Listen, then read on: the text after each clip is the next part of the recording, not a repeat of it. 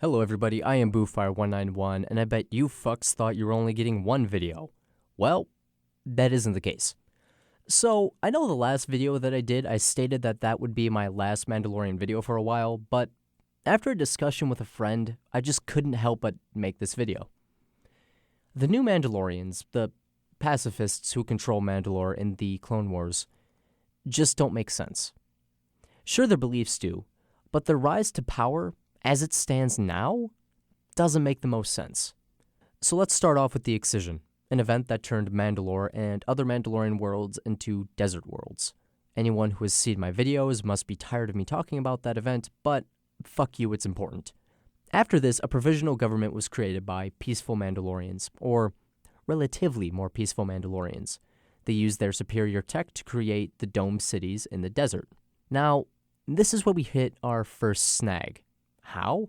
Well, how on earth did the Mandalorians on a dead world create those cities? Without any resources or necessities such as water, how could someone create, let alone sustain vast cities such as this? Sure, they could trade for resources, but with what? Mandalore and the other worlds were decimated. How could they trade if they had nothing to trade? Also, why would the Mandalorians stay? The Mandalorians have always been a race of nomads, or at the very least, a race that never got attached to worlds. So it seems illogical for them to stay when there is nothing left, and they have the means of leaving. There may have been a cultural shift in the Dark Ages, but at this point, I'm just speculating. Beyond this, a society with limited access to resources is extremely unlikely to become a peaceful society. A lack of resources traditionally results in competition and conflict, not cooperation and peace. Now, all of that is important. However, this happens over the period of about 700 years. So, I can understand that a civilization and a society slowly built back up. However, when you cut to right before the Clone Wars with Satine, something seems off. With the old provisional government, they elected a prime minister as well as other ministers to run certain parts of the government. However, by the time Satine rolls around, things are confused. The cartoon states that the new Mandalorians formed after a Mandalorian civil war, which, I infer, was the one raging between Tor Vizsla and Jaster Muriel. So Satine, after the fact, rebuilt the government and reunited some clans, making her the leader. But here's the kicker. What made her important?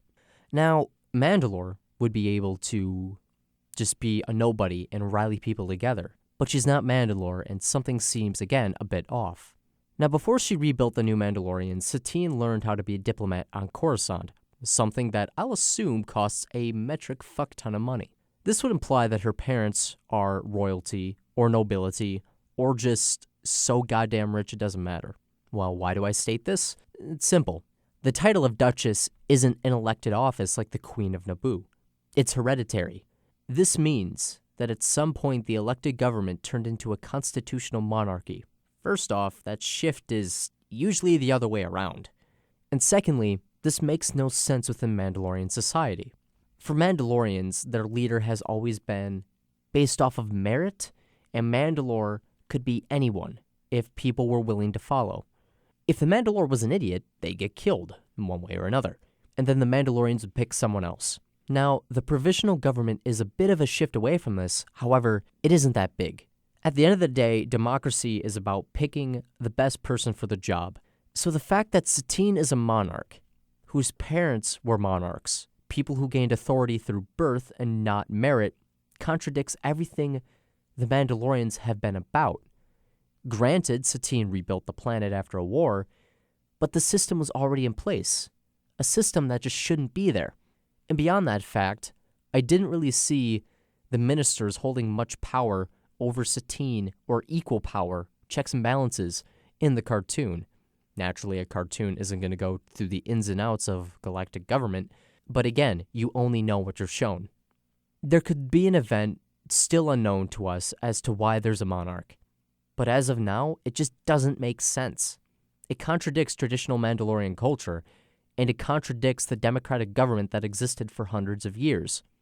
Pair this up with the fact that a lack of resources shouldn't have resulted in a society that's peaceful, and you get one hell of a contrived clusterfuck. Also, there's nothing stating directly that Satine's parents were monarchs, but it wouldn't make much sense if they weren't.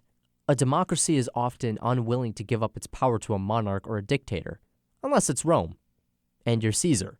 So the fact that Satine is able to push her reforms despite all the pushback she received suggests that the power of the democratic government is non-existent or very weak.